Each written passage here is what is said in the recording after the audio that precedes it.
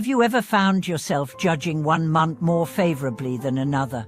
Have you ever decided that only certain spiritual teachers deserve your respect, while others don't meet your standards? Friends, welcome back to the channel. I'm honored to have you here today. We're about to discuss something that might shake up your perspective and challenge some deep-rooted biases you didn't even know you had. Today's question is simple, but its implications are profound. What should we hold reverence for all monastics, not just the ones we like or agree with? You see, in the age of individualism and personal preference, it's become easy, even habitual, to filter our spiritual respect through the lens of personality, charisma, or emotional appeal. I love this teacher. He's so compassionate. That monk, cold and distant. Not for me.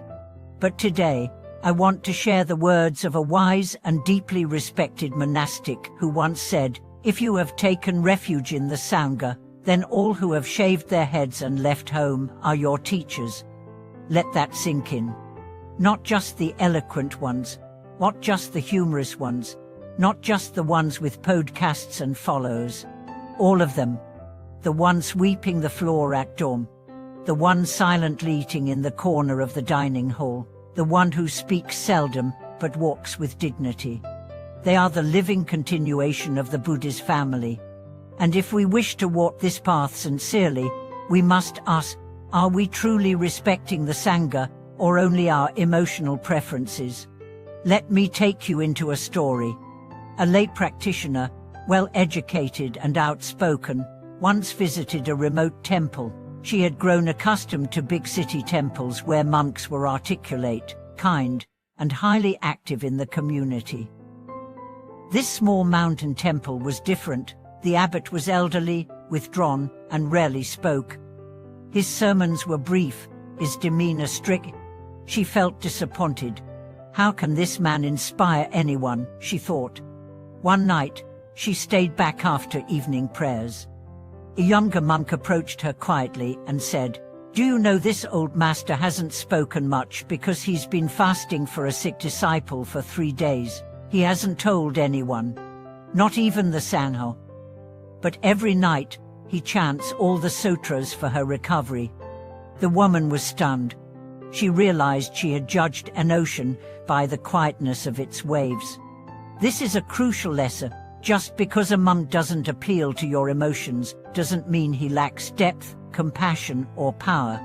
This goes deeper. Many practitioners fall into what I call personalized reverence. You pick a teacher, grow attached, and slowly begin dismissing everyone else. Your teacher becomes the only valid source of wisdom. You start defending him, idolizing him, sometimes even attacking those who disagree. This isn't reverence. It's emotional projection. And it's dangerous. Because what happens when your teacher disappoints you? When you discover he's human? When he has faults? True reverence is not about idolizing. It's about honoring the vows. A monastic who has truly taken the robes, who holds precepts, who lives with sincerity. They are not just individuals, they are symbols.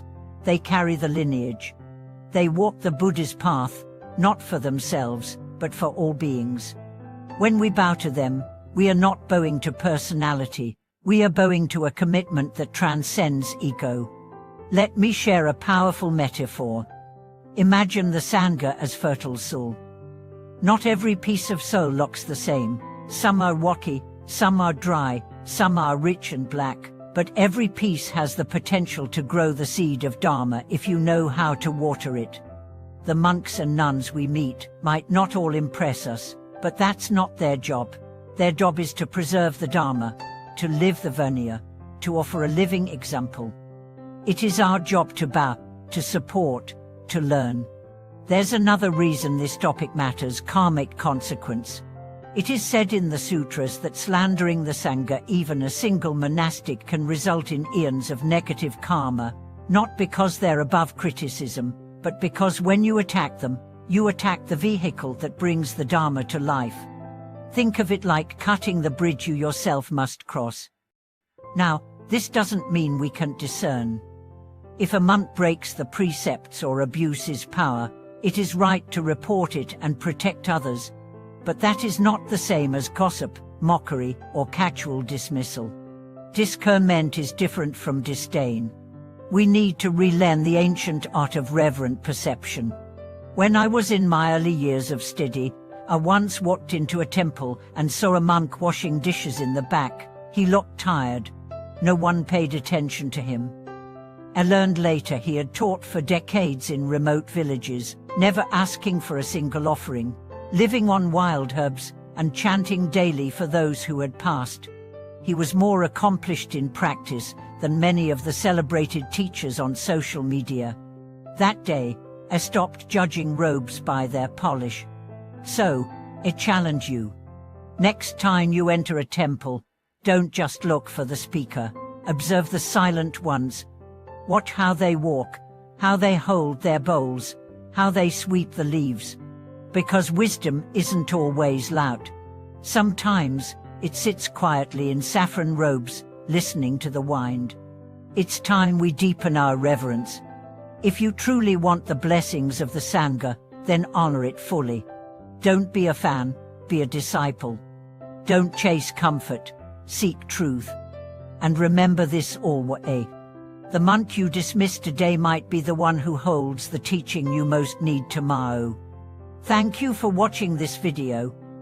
I'd love to hear from you. Have you ever been surprised by a monastic you initially overlooked? Let me know in the comments. And if this message inspired you, don't forget to like, subscribe, and share it with fellow practitioners. Until next time, may your path be guided by wisdom, and your heart be open to all who walk it beside you.